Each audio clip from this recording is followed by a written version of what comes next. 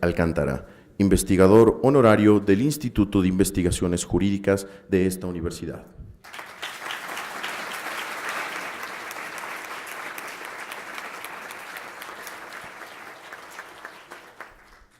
Damos la más cordial de las bienvenidas a la doctora Leticia Bonifaz Alfonso, directora general de Estudios, Promoción y Desarrollo de los Derechos Humanos en la Suprema Corte de Justicia de la Nación.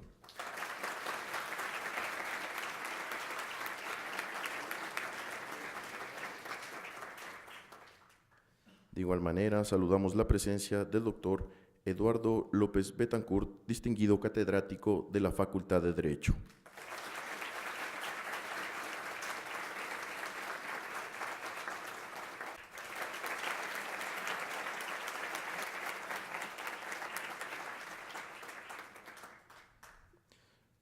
Solicito un distinguido aplauso para nuestro homenajeado, el doctor José Ramón Cosío Díaz, ministro de la Suprema Corte de Justicia de la Nación.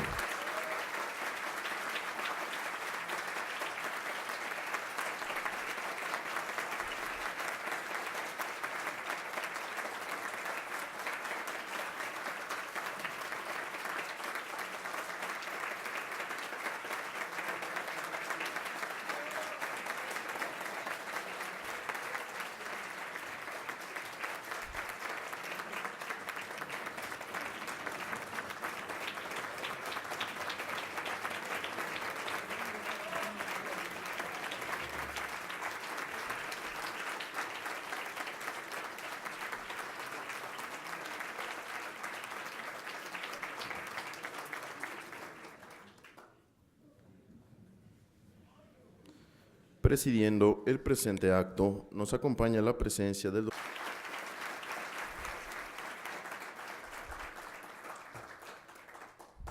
De igual forma, agradecemos y saludamos la presencia de autoridades universitarias, personal de la Suprema Corte de Justicia de la Nación, profesores y alumnos de...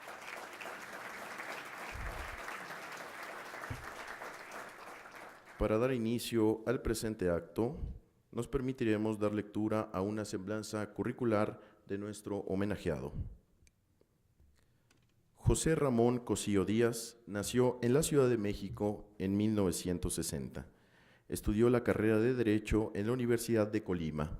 Posteriormente, cursó la maestría en Derecho Constitucional y Ciencia Política en el Centro de Estudios Constitucionales de Madrid.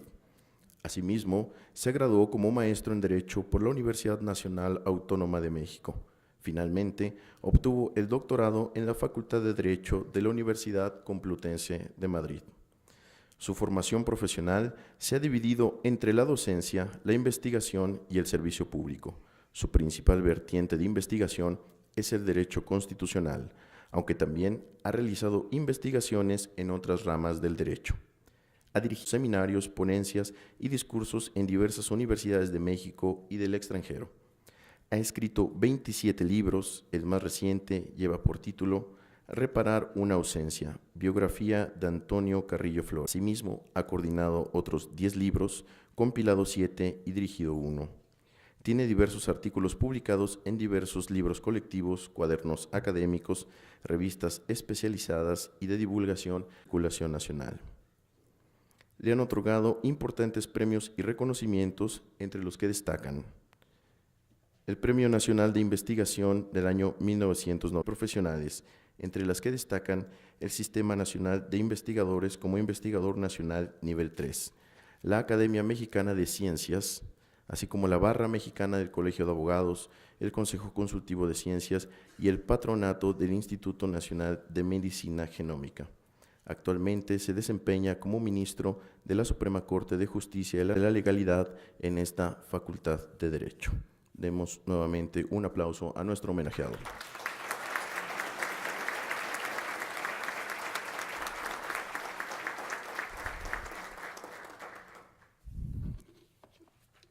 Para dar comienzo a este acto de manera formal, saludamos el distinguido mensaje del doctor Raúl Contreras Bustamante.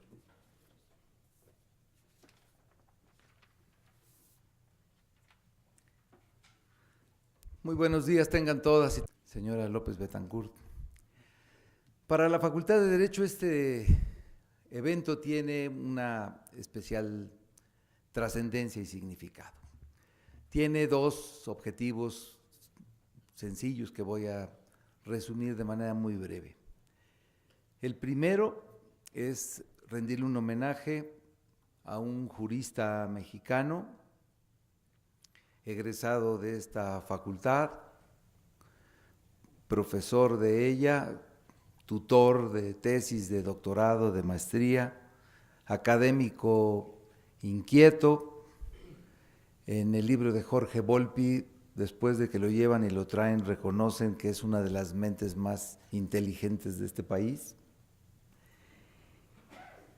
que ha concluido o está por concluir en unos cuantos días 15 años al servicio de México en el Tribunal Constitucional más importante del país, en la Suprema Corte de Justicia. Como escucharemos en las siguientes intervenciones, la participación del doctor Cosío en la Corte justifica por qué debe de llegar a la Suprema Corte no solamente destacados elementos de la carrera judicial, sino que esté abierta también la posibilidad de que miembros distinguidos de la academia, de la práctica profesional o de otras actividades jurídicas puedan complementar a los ministros que acceden al Tribunal Constitucional después de haber sido jueces y magistrados. Porque la visión que se tiene es una visión no judicialista, es una visión mucho más profunda en el estudio de derecho comparado, fresca, en contacto con la juventud, con la academia, y eso, sin lugar a dudas, le dio en esos 15 años a la Suprema Corte una visión interesante, una visión siempre inquieta, crítica, que estoy seguro que fue trascendente para la toma de muchas resoluciones. Estoy cierto que lo van a extrañar en la Corte y estoy cierto de que habría que hacerle un reconocimiento. La segunda parte de este evento, el segundo objetivo, es darle la bienvenida a su facultad. Hemos hecho un compromiso con él, como se dice en el argot de la provincia, lo hemos venido pastoreando a lo largo de los meses para que no se fuera a comprometer con otras instituciones de menos prestigio que andan también tras su firma. Y él accedió a que el próximo año esté integrado a la academia, no solamente impartiendo clases, sino manejando el seminario que el secretario general de la universidad creó en esta facultad sobre la cultura de la legalidad, y también siendo un asesor del consejo técnico que acaba de ser electo y del director sobre la implementación del nuevo plan de estudios que tendremos todavía que seguir afinando. Hagan de cuenta que si estuviéramos hablando de fútbol, hemos podido lograr fichar a Messi o a Cristiano Ronaldo para esta facultad. Así que el sentido de que en este evento no vean ustedes ministros de la Corte es que quisimos precisamente que fuera la academia quien lo recibiera.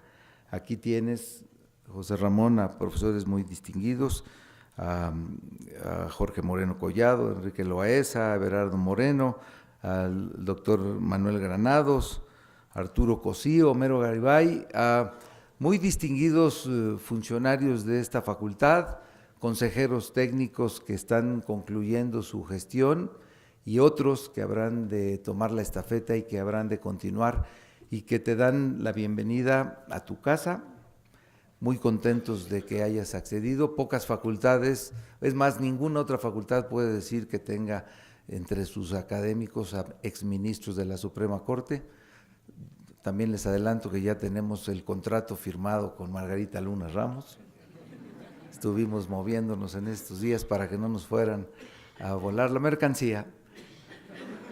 Y que podamos tener en la implementación de nuestros planes y programas y en la visión que tenemos de manera transversal de que todas las materias que se van a impartir tengan una de sus unidades dedicada a la convencionalidad y a la interpretación jurisprudencial, la presencia de José Ramón en la facultad nos va a ser fundamental. Estoy cierto que con su integración a nuestra planta académica seguiremos siendo la primera facultad del mundo de habla hispana y seguiremos preparando a los mejores juristas que México demanda y necesita. Muchas gracias y bienvenido.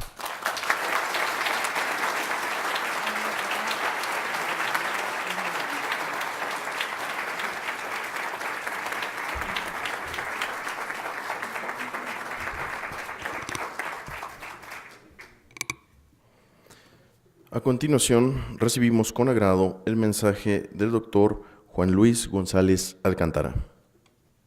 Ver a un ministro de carne y hueso, completamente entero, muy lúcido, y una de las inteligencias más brillantes que tiene este país y más reconocidos. Sabemos que pronto dejará, en unos días, su sitial en la Suprema Corte de Justicia de la Nación. Para quien habrá de sustituirlo, le quedarán los zapatos seguramente muy grandes, porque esta corte que nosotros conocemos tiene un sello muy especial, que es el de José Ramón Cosío. Cuando el señor director me platicó de este evento y me dijo, hemos pensado en hacerle un homenaje a José Ramón Cosío, yo dije, pues es lo menos que podemos hacer, además de rendirle un tributo por todas sus aportaciones en materia jurídica. Yo conocí al ministro José Ramón Cosío cuando todavía tenía pelo, o sea, hace más de 30 años, y era un joven de 20 y tantos años, brutalmente inquieto, siempre con una mirada muy penetrante, pegado a los libros, y bueno, un currículum vitae de 250 cuartillas a renglón seguido no se hace fácilmente. Son miles de tesis las que ha dirigido, cientos de exámenes profesionales que ha presidido, miles de artículos también, varias docenas de libros, y su sello particular en la Suprema Corte de Justicia, confiesa el mismo Santiago Krill, que fue el mejor acierto que pudiera haber tenido la propuesta que él hizo. El exsecretario de Gobernación me decía, si tú estuviste por ahí rondando, queriendo ser ministro, y te invitamos por muchas razones en el 2003, a mí me sorprendió mucho algo que me dijiste y me confesaste seriamente. Cuando el señor secretario nos interrogó, porque él era el que presentaba las propuestas, no venían únicamente de la Consejería Jurídica, me dijo, si tú fueras el presidente de la República, ¿a quién propondrías como ministro? Y yo le dije, a José Ramón Cosío, sin duda alguna. Y me dice, ¿pero cómo? ¿De dónde lo conoce? ¿Cómo es posible que diga eso a alguien con quien va usted a competir en un momento dado por la designación? Yo me quedé en el camino, presenté mis papeles, me entrevistaron gente de la Presidencia de la República, saludé al presidente de la República y dijo, estás bien, pero dices que es mejor José Ramón Cosío, y finalmente fue él el que quedó, cosa que me llenó de orgullo, de agrado. Y nuestra amistad ha durado de hace muchos años. Si bien fue un maestro muy molesto para él, porque a veces lo tenía que callar porque sabía más que el maestro, que era yo, y siempre estaba puntualmente, era el primero en llegar a clases, el último en salir. Las discusiones que se daban parecía que era un diálogo entre él y yo, y el resto de los compañeros simplemente sorprendidos se veía a ver qué iba a decir José Ramón Cosío a cada afirmación que yo decía. A mí me sorprendió mucho su nivel de trabajo, su agudeza, el que nunca estaba conforme, no se daba fácilmente por vencido, siempre encontraba argumentos para debatir lo que se le decía, y había veces que lo tenía que provocar abiertamente. Lo conocí en el Instituto de Investigaciones Jurídicas como técnico académico. De un año a otro, de repente lo vi como investigador titular, brincó un brinco que normalmente no se daba. Y después tuve la oportunidad de platicar muchísimas veces con él, mientras esperábamos que llegara de comer el doctor Jorge Carpizo, que él fue secretario particular de él. Y algo que me sorprendió muchísimo cuando lo invitan a colaborar en otras actividades con el doctor Carpizo cuando deja la Suprema Corte, dijo, no, yo me quiero quedar aquí. Dije, bueno, es raro que un secretario particular decida quedarse en la propia Suprema Corte. Lo invita el ministro Ulises Schmid, con quien también tuve una gran amistad porque fue discípulo del maestro Beremer. Y me decía el ministro, no, todos los días tenemos pláticas, todos los días lo tengo cerca y poco tiempo después se incorporó a la ponencia del ministro y les puedo asegurar que se notan los proyectos que él presentó al Pleno, el ministro Ulises Schmid, antes de terminar esa revolución que se hizo al término del gobierno de Carlos Salinas y al principio del gobierno de Ernesto Zedillo. Él se queda en la Corte como proyectista, después como coordinador de asesores del presidente de la Corte, y seguimos siendo amigos. Poco después lo veo en el ITAM, me obliga a dar clase, y les puedo asegurar que no me fue muy bien en algunos grupos, porque la clase era a las 4 de la tarde en un salón asoleado, y ponía yo a los alumnos a leer y analizar sentencias de materia mercantil. Los alumnos detestaban esa clase porque tenían que leer muchísimo y nunca tenían la respuesta final. Y entonces, utilizando un poco un método de casos que yo había aprendido en la Universidad de Harvard en Estados Unidos, pues no era muy bien visto porque los alumnos, muchos de ellos estaban acostumbrados a memorizar y no a pensar en términos generales, sobre todo cuestionar los resultados de una sentencia que se había dictado por un juez o por un magistrado. Yo vi al ministro José Ramón Cosío llegar a la Corte. En alguna ocasión, yendo a una audiencia con el ministro Azuela, me lo encontré en el pasillo, no lo querían recibir porque se había adelantado la terna y querían que subieran los dos candidatos, y le dije, usted ya protestó, usted ya debe tomar posesión de su lugar, y poco tiempo después, también platicando con el ministro Azuela, le dio la bienvenida. Ocupé la primera banca, la primera fila de los invitados, tuve el gusto de estar ahí con algunos viejos amigos y fui de los que más le aplaudieron porque sabía que su presencia en la Corte iba a cambiar muchísimo. ¿Qué paradigmas venció José Ramón Cosío para llegar a la Corte? Él pudo haber llegado mucho antes, pero no tenía la edad en el momento en que se hizo esa gran fractura de la Suprema Corte de Justicia. Tuvo que esperar a poder llegar un poco más grande. Nos reunimos antes de que hubiera la propuesta y la elección en una comida muy amena en la Taberna de León, un lugar que le gustaba bastante. Tomamos un par de copas de vino, comimos un excelente filete y le dijimos, ¿usted va a ser? Yo le dije, siempre le he hablado de usted por respeto a él, no por razones de edad. Él me dijo, ¿quién sabe? Está muy duro, hay otros candidatos. Y yo creo que fue el mayor acierto que tuvo el presidente Fox al proponerlo como ministro, y pasará a la historia por sus votos particulares, como recordamos ahorita, los votos de Ignacio L. Vallarta. Cada decisión, cada argumento que tiene es digno de sopesarse. Es uno de los pocos ministros que son reconocidos en México, en Estados Unidos y en Europa. Yo creo que la obra que él tiene, que en 250 cuartillas se resume su currículum vitae, es el reflejo de un trabajo que no es posible que un ser humano normal pueda desarrollar. No sé a qué horas lee, no sé a qué horas escribe, no sé a qué horas corrige. Sus publicaciones bien claras, bien dirigidas a las masas a través de sus artículos en los periódicos, son reflejo de esa capacidad para adaptarse. No hace muchos años, en la Universidad Iberoamericana en Puebla, platicando con el encargado del Departamento del Derecho, me decía, ¿quién consideras tú que es el jurista más notable de estos últimos años? Yo le decía al maestro Fixamudio, pero ya no sale, hay otros personajes muy importantes, pero yo creo que debemos de voltear la cara hacia el ministro José Ramón Cosío, y se estableció una cátedra José Ramón Cosío en la Universidad de Puebla, en donde se reúnen cada año algunos pensadores para reflexionar sobre los derroteros de la Suprema Corte de Justicia de la Nación. Yo lo admiro, lo respeto a él, a su familia, a su esposa, con quien tengo una amistad muy seria, pero siempre he creído que pocas veces se tiene la oportunidad de conocer a un ser viviente con esa capacidad, con ese análisis, con esa extraordinaria vocación por el derecho.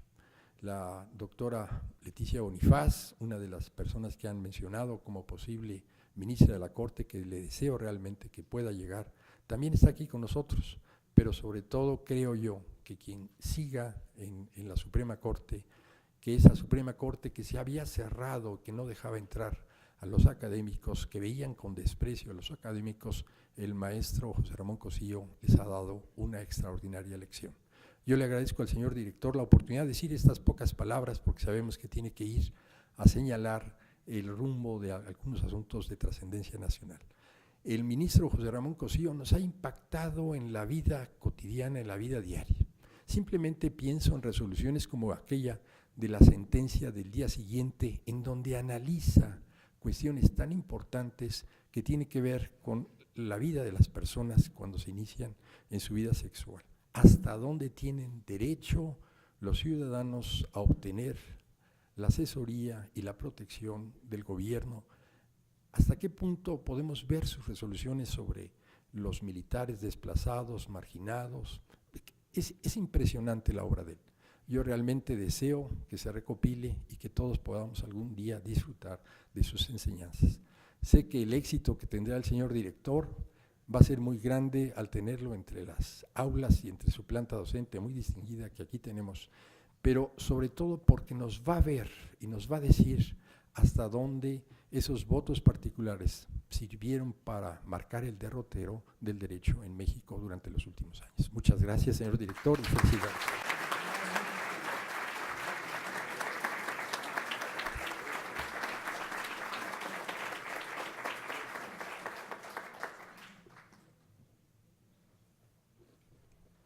A continuación, damos la bienvenida al mensaje que nos dirige al querido José Ramón Cosío. Me da muchísimo gusto que está mi maestro de Derecho Penal, maestro Carrancay Rivas, mi maestro de Derecho Romano, primer semestre. Gracias, maestro. Maestro de Actos y Contratos Administrativos en el posgrado, y así le sigo. Está el maestro Moreno Collado. Están aquí mis maestros. Y bueno, ya Juan Luis dijo ahorita algunas de las cosas que yo iba a rescatar de lo que más me impacta de José Ramón. Y fíjense que hay un librito del Colegio Nacional que habla de José Ramón Niño.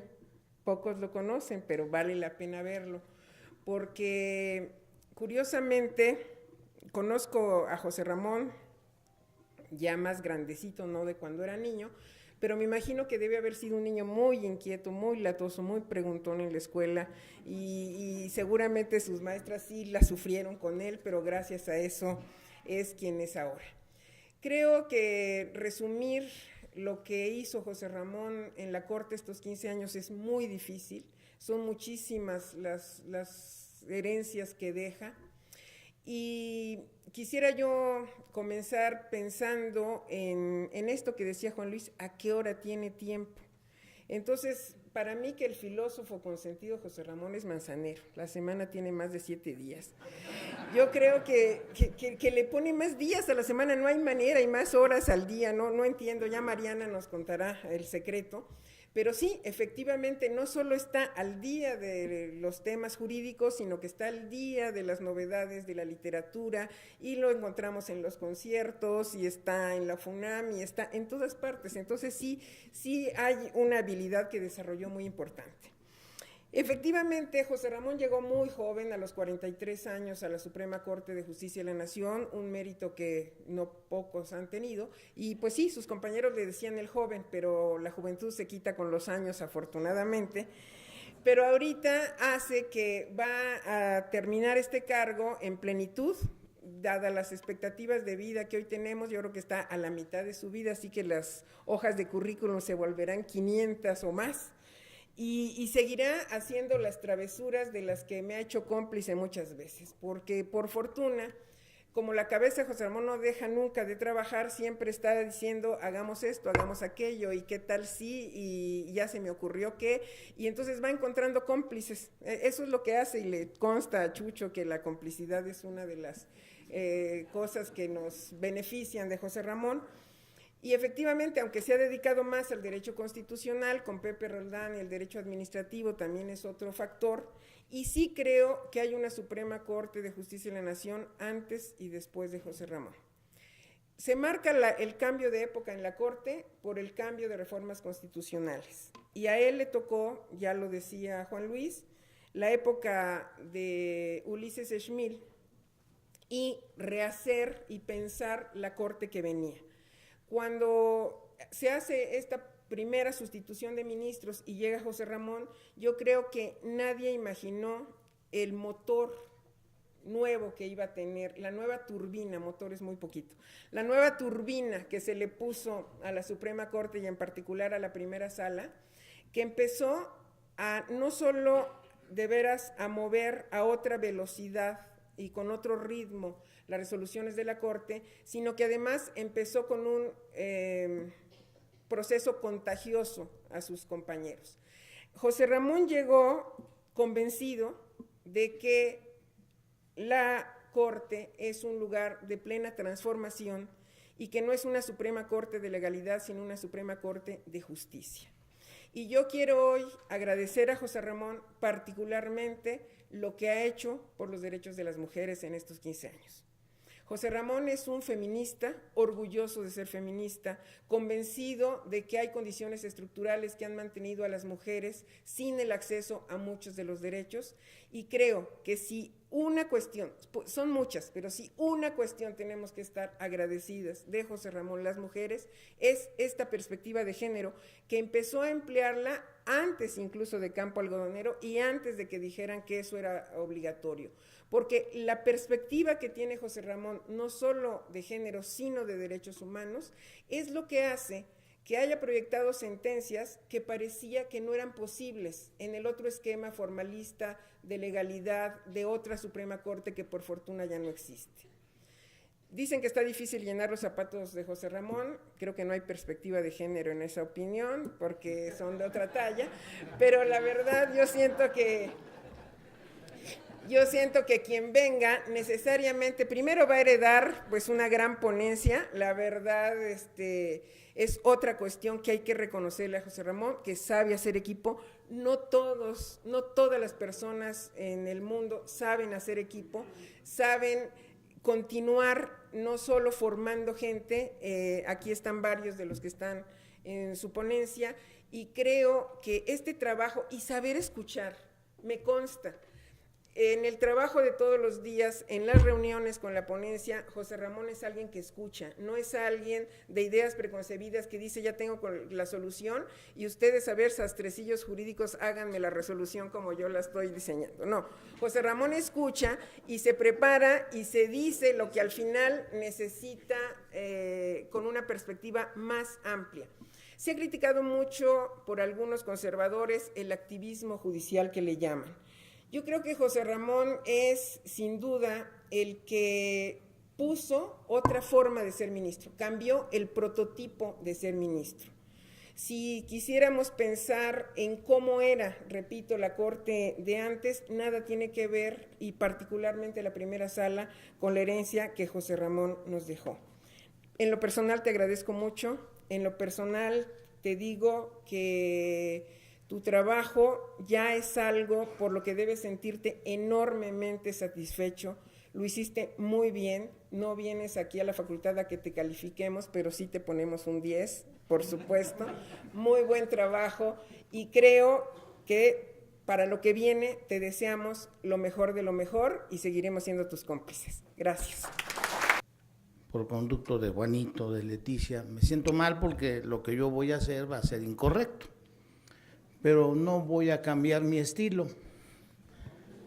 de tal manera que ofrezco disculpas a Víctor Manuel Garay, nuestro secretario general, a Raúl, a Everardo, a todos mis colegas, a Ruperto, discúlpenme, pero pues lamentablemente así soy y así voy a morir. Mi presencia obedece a una denuncia y un llamado de alerta. Hoy en día, desde esta palestra universitaria, es imposible no hablar de la pobreza de los jueces.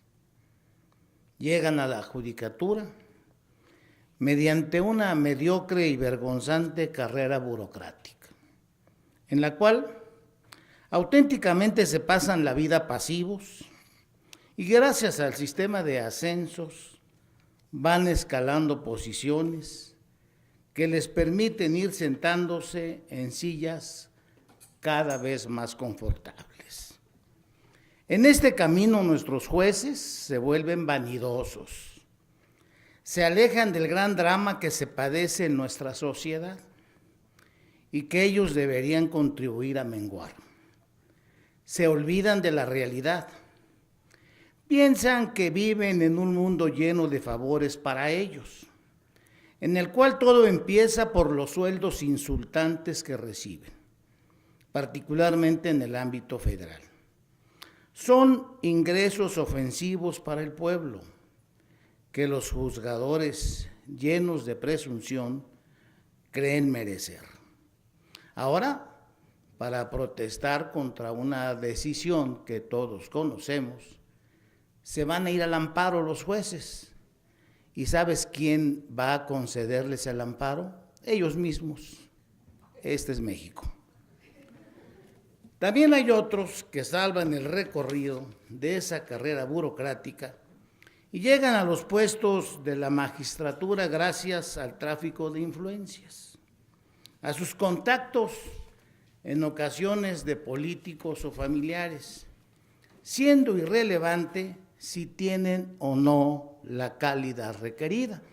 No quiero mencionar nombres, pero todos sabemos. Esta es la terrible situación del Poder Judicial, en particular el federal, que ahora bien se le conoce como el Poder Judicial Familiar. A esto se suma la actitud de arbitrariedad que ningún beneficio trae para los gobernados. Los juzgadores no atienden a los justiciables. Si alguno no se ha llevado un impacto, vayan a tratar de ver a un juez o a un magistrado. Si lo recibe, que no es fácil, ¿qué asunto trae? ¿Cuál es su expediente? ¿Ya está publicado su asunto para verse mañana? Pues sí, pero ¿para qué vengo cuando ya está publicado, cuando ya es demasiado tarde? Y si lo reciben, estarán agachados, diciéndoles, váyase, todo se va a resolver conforme a derecho. Porque no saben la diferencia entre derecho y justicia. Lamentablemente ese es el drama al que se enfrenta el pueblo. Ha llegado a tal extremo la soberbia de nuestros jueces que han creado una oficina para resolver contradicción de tesis, porque hacen lo que quieren y sobre asuntos coincidentes resuelven de manera diversa. En la justicia penal, el escenario es todavía más calimatoso. Los juicios orales son una vergüenza, como se ha dicho en diversos ámbitos. Realmente ese sistema procesal funciona como una puerta giratoria, ya se ha dicho. Los funcionarios judiciales presumen de ese nuevo sistema con infundada jactancia, pues se trata, en la mayor parte de hechos, de una situación perversa que es trastornada necesariamente por una realidad completamente ajena. El resultado, una pantomima de justicia, en la que se celebran audiencias mediocres, con jueces que se creen protagonistas de una mala película o de una serie de televisión, eso sí, norteamericana. El sistema anterior tenía multiplicidad de defectos, sin duda, pero pasamos de Guatemala a Guatepeor. En efecto, el principal defecto que teníamos en el pasado era que la víctima se encontraba desamparada, que no era parte del proceso penal. Pero ahora es peor, porque se privilegia al malhechor y al delincuente, al que se le llena de todo tipo de facilidades. Para lograr meter a prisión a un delincuente hay que, en verdad, encomendarse a un santo de gran poder. En fin, padecemos la plaga de los funcionarios judiciales burócratas, que son ineptos e ignorantes en su buena mayoría.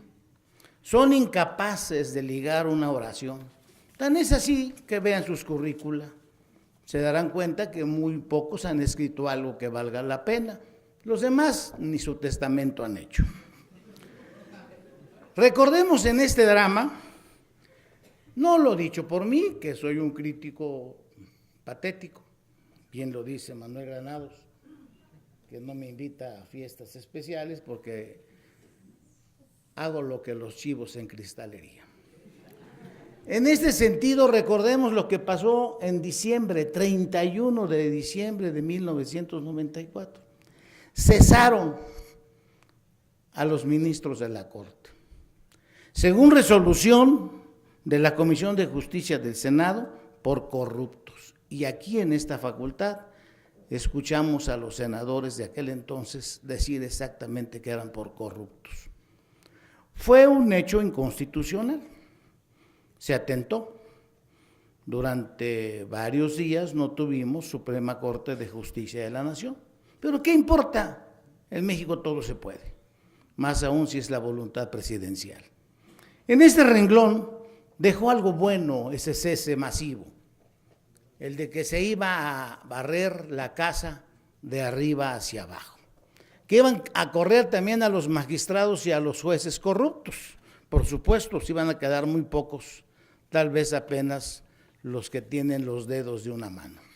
Pero al final no se fueron, se quedaron ahí y siguen haciendo de las suyas, y ahora muchos hasta ministros han llegado. En realidad, hablar así como se hace en una aula universitaria es una gran tranquilidad, puesto que es un foro donde campea la libertad de expresión y la libertad de cátedra. Mi repudio a los jueces es por experiencias tristes. No bajo de considerarlos ignorantes, presumidos, desalmados, sin dejar de reconocer que hay dignas y brillantes excepciones. Pero los más crueles, pícaros, nepotistas, vanidosos, y así puedo seguir con adjetivos calificativos, y muchos de ustedes también los tienen. Es evidente que el amparo se ha descompuesto, se ha convertido en una instancia, y ahora es más lenta la justicia, años para resolverse asuntos. Por cierto, una de las grandes aberraciones fueron la creación desafortunada de los llamados consejos de la judicatura, absurdos, ineficaces y de una incorrecta intromisión de los poderes ejecutivo y legislativo, dando por resultado un engendro jurídico sumamente oneroso, donde es aberrante el costo, además de ineficaz y protagónico. Ya saben en dónde se venden los exámenes para ingresar, dentro del ámbito del Consejo de la Judicatura. Su precio es alto, pero ahí están a la oferta. Evidentemente, en todo este panorama lamentable que dibujo y que todos conocemos, hay casos de excepción, jueces que han dejado huella. ¿Cómo no hemos de recordar a Eduardo Cook cuando se enfrenta a Jacobo I en el siglo XVII, no en el siglo XXI, que es más fácil expresarse? Y dice aquel juez contra el rey: usted es rey gracias a la ley y es el primero que tiene que respetarla. Y así es como se enfrentó a la corona inglesa poderosa. En épocas recientes, recordemos aquí en nuestro país a Teófilo Olea Leiva, un destacado ministro de la Corte que se opuso al poder presidencial. Y me consta, porque fui su secretario, de un magistrado que se opuso a recibir consignas y que hoy le rindo homenaje también, al igual que a Ramón, a mi querido maestro don Celestino Porte Petit. Es indudable que ellos pasaron el pantano sin mancharse, como dijera Díaz Merón. Pero en esta época contemporánea, y a eso hemos venido, a eso nos hemos convocado, a rendirle un homenaje a José Ramón Cosío Díaz, hombre de gran calidad, a quien tuve el privilegio de conocer en estas aulas. Fue mi alumno destacado. Y aquí se repite el hecho grato para un docente, que lo mejor que le puede pasar a un profesor es que el alumno lo supere. Y mi querido Ramón me superó con creces. Muchas gracias, Ramón. Y le podemos aplaudir por ese hecho.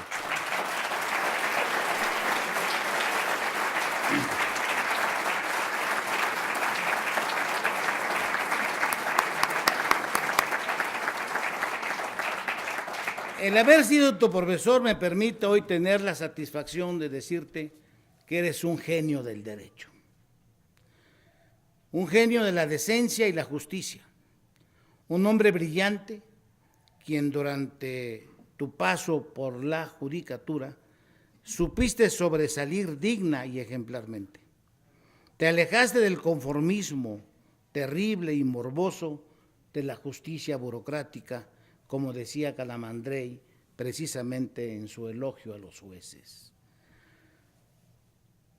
A José Ramón lo llevó al éxito su voz, razonada y certera, innovadora y responsable, sobre todo en aquellos asuntos en los que su opinión no tuvo respaldo mayoritario, pero aún así en solitario fue la de mayor lustre. En claro ejemplo de esa máxima de la vida, de que en ocasiones, aunque se pierda, se gana. Por ejemplo, cuando se dio la presión internacional de un país europeo para liberar a una ciudadana extranjera acusada de un delito grave, Cosío se mantuvo fuerte en la defensa del derecho expresando un voto contrario al criterio artificioso y que bien sabemos vino de otro nivel. Ahí está tu pensamiento que te va a permitir pasar a la historia. A José Ramón lo tendremos presente por sus argumentos que vinieron a dar nueva vida a la Corte, ya se ha dicho acá, y no hay duda, si hubieras estado en ese drama con el que se inició esta nueva Corte de la vergüenza del anatocismo, tú te hubieras opuesto a esa vergüenza que aún carga la nueva Corte. Introduciendo formas contemporáneas, Ramón, de razonar y decidir jurídicamente casos difíciles de la vida nacional. Se recordarán tus votos por el caso de los militares que fueron puestos en situación de retiro de las Fuerzas Armadas por ser portadores del virus de inmunodeficiencia humana. En este asunto, más allá de los sólidos argumentos jurídicos, tu criterio fue el de la rectitud y el de la humanidad. Mostraste nobleza, que es algo que te caracteriza. Tu visión transformadora se hizo presente, por ejemplo, en los casos recientes sobre drogas, en los que ha respaldado la idea de la desproporcionalidad de la prohibición penal absoluta. Sin embargo, cuando menos desde mi perspectiva particular, el ministro Cosío Díaz habrá de ser recordado como un paladín de la libertad de expresión, a la que has defendido en opiniones certeras, minoritarias incluso algunas de ellas.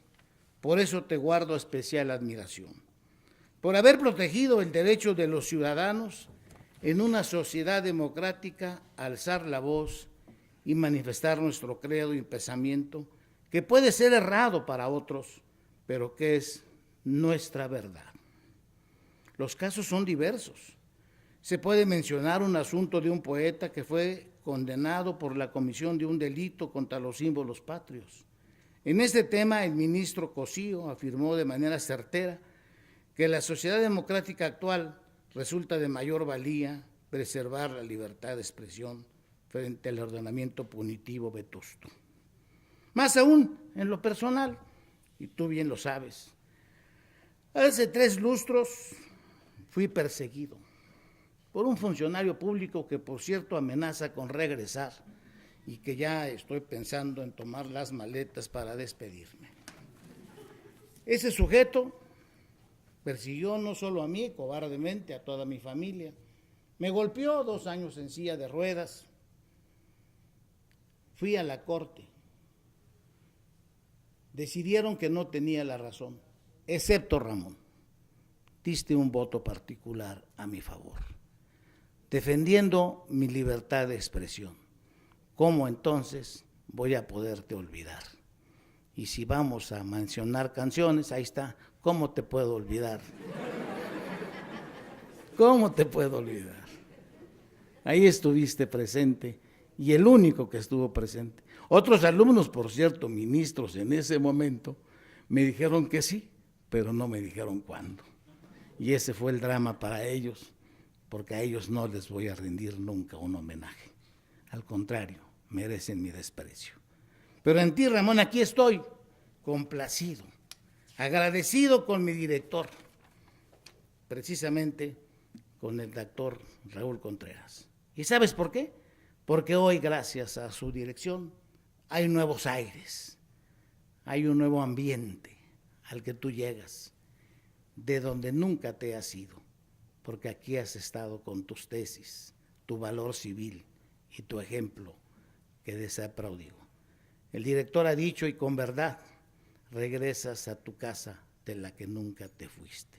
Y ahora, hoy, tu maestro, tu amigo, tu admirador, te rinde un homenaje, el homenaje de mi reverencia, con los brazos abiertos, con tu esposa que es testigo, sin duda alguna, de ser una mujer afortunada por tener como cónyuge a quien es un ejemplo de virtudes. Porque hemos llegado aquí a unirnos los docentes, los que te queremos, los que te admiramos y los que estamos ciertos que esta casa, que esta facultad se abre de par en par para recibir a su digno hijo que nunca, insisto, se ha ido. José Ramón, esta es tu casa, estos son tus amigos y estos son tus alumnos. Gracias, te rindo el homenaje de mi reverencia. Muchas gracias.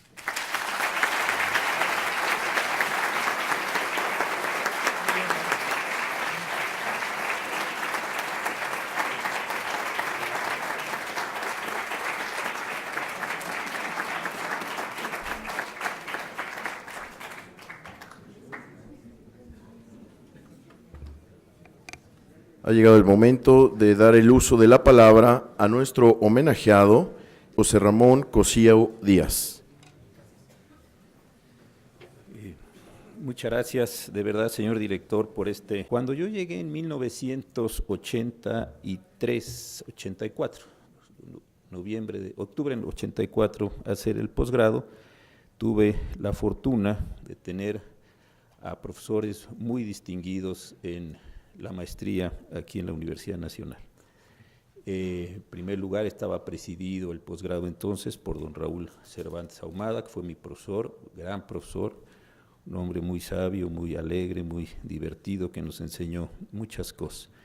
Inmediatamente después tuve la fortuna de que Jesús Orozco Enríquez, hoy distinguido miembro de la Junta de Gobierno de la Universidad Nacional, fuera mi profesor de Derecho Comparado. Fue una clase espléndida, yo no sabía de esa materia. Leímos el libro de René David y Jesús Orozco, que venía a la Universidad de California en Los Ángeles con esos estudios, nos dio un curso extraordinario.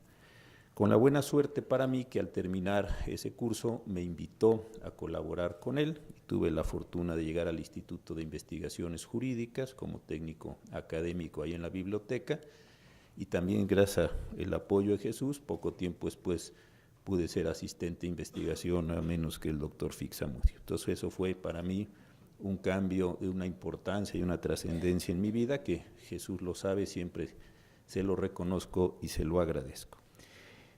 En el siguiente semestre tuve la suerte también de que fuera mi profesor, el maestro López Betancourt, nos dio un curso bien interesante de pedagogía jurídica. Yo la verdad tampoco había tenido conocimientos de esta materia y fue bien interesante ir viendo la historia, la pedagogía y la transmisión de algunas técnicas que nos pudieran servir en ese momento como estaba confeccionado el programa. Y en ese mismo semestre, Juan Luis González Alcántara nos dio un curso de metodología jurídica, también bien interesante, porque lo que hacía él era, y ya lo describió, forzarnos a pensar el derecho de maneras distintas. Entonces, como ven ustedes, tuve, además de otros, de don Pedro Zorrilla, del propio maestro Fix, de Manuel González Oropés, en fin, tuve profesores buenísimos, pues 3 muy queridos maestros están hoy aquí, lo cual me llena de alegría. Con Leticia Bonifaz, yo le digo desde siempre, mi maestra, porque es una mujer muy sabia, siempre me dice cosas muy inteligentes, además en un tono de un humor muy particular, muy profundo que tiene ella, y además también la considero una persona que con sus enseñanzas, con sus trabajos, me ha orientado en algunas ideas de la sociología jurídica, y esto también es muy importante. Y desde luego con Raúl Contreras, pues tengo una amistad, no tan antigua como con mis profesores, pero una amistad que se ha consolidado muy bien a partir de varias estrategias, a partir de varios compromisos, y de verdad de su generosidad para conmigo, para con mi esposa, que obtuvo el grado aquí en la universidad, para una serie de cuestiones personales y familiares muy importantes. Yo realmente sí regreso a la Universidad Nacional. Yo hice la preparatoria en la preparatoria 5, la José Vasconcelos, para que vean que no miento, mi número de cuenta era 7715833-8, para que vean que no miento, ese fue mi número de cuenta originario. Pasé unos años magníficos en la preparatoria 5, había unos campos deportivos, tuve unos profesores espléndidos, unas instalaciones de laboratorio buenísimas, realmente fueron años inolvidables. Y cuando yo iba a entrar aquí a la facultad, que tenía el pase automático, tuve por razones familiares que ir a vivir a Colima, terminé en Colima, también muy contento y muy agradecido con mis profesores allá, y volví en ese año de 84 a la universidad. Terminé aquí la maestría y después, por impulso del maestro Fix y del maestro Jesús Orozco, tuve la suerte de ir a España a terminar allí mi doctorado. Pero siempre me quedé con la ilusión de tener el grado universitario de la Universidad Nacional y terminé mi tesis de maestría, me gradué aquí en un examen que estuvo presidido por nuestro director, también por el maestro Soto, estuvo muy bien aquel examen y fue ese un producto del libro. Entonces realmente yo sí regreso a la facultad de la que debí, si la historia hubiera sido más lineal, haber sido egresado de la licenciatura, pero les digo, pues la vida se va dando como se va pudiendo y es así que está. He dado algunas clases de posgrado, nunca en licenciatura, pero me incorporaré a partir del año que entra aquí de varias maneras. En primer lugar, con la clase que muy gentilmente me ha ofrecido el señor director y que desde luego yo acepto. En segundo lugar, retomando el Seminario de Cultura de la Legalidad, que el secretario general y el señor rector han establecido aquí y que está muy bien ordenado por nuestro amigo Miguel González Compeán, y el que hemos ido formando algunos focos de reflexión. Ha decaído un poco primordialmente por mi falta de empuje, pero el año que entra con más tiempo estaré aquí. Y desde luego con un compromiso, pues estar aquí en la facultad, de darle a esta facultad la posición que se merece en el pensamiento del país y también poder, y esto es lo que más me interesa a mí, transmitir esa experiencia que como ministro se obtiene.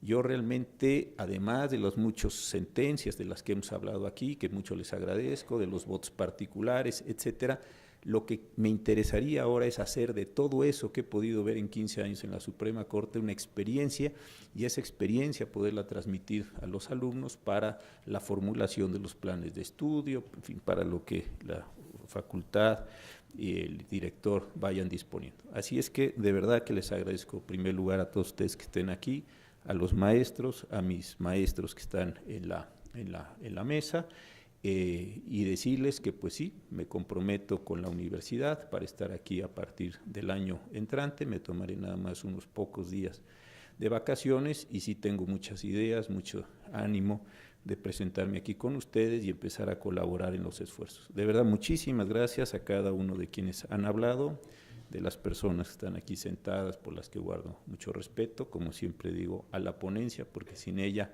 sin ese conjunto de personas que trabajamos estos 15 años, nada se hubiera logrado. Y señor director, nada más para renovar aquí mi compromiso a partir de enero del año entrante. Muchas gracias de verdad.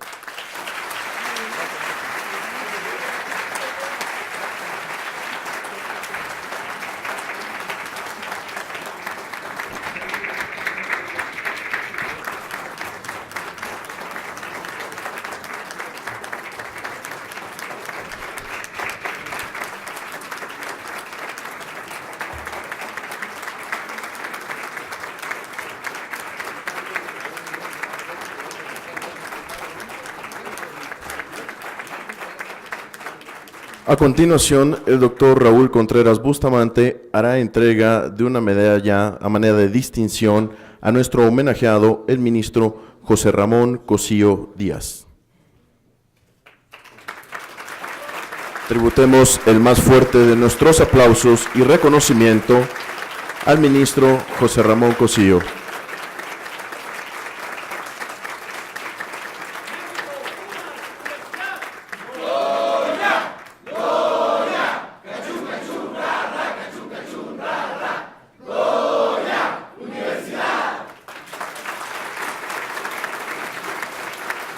De esta manera damos por terminado el presente acto.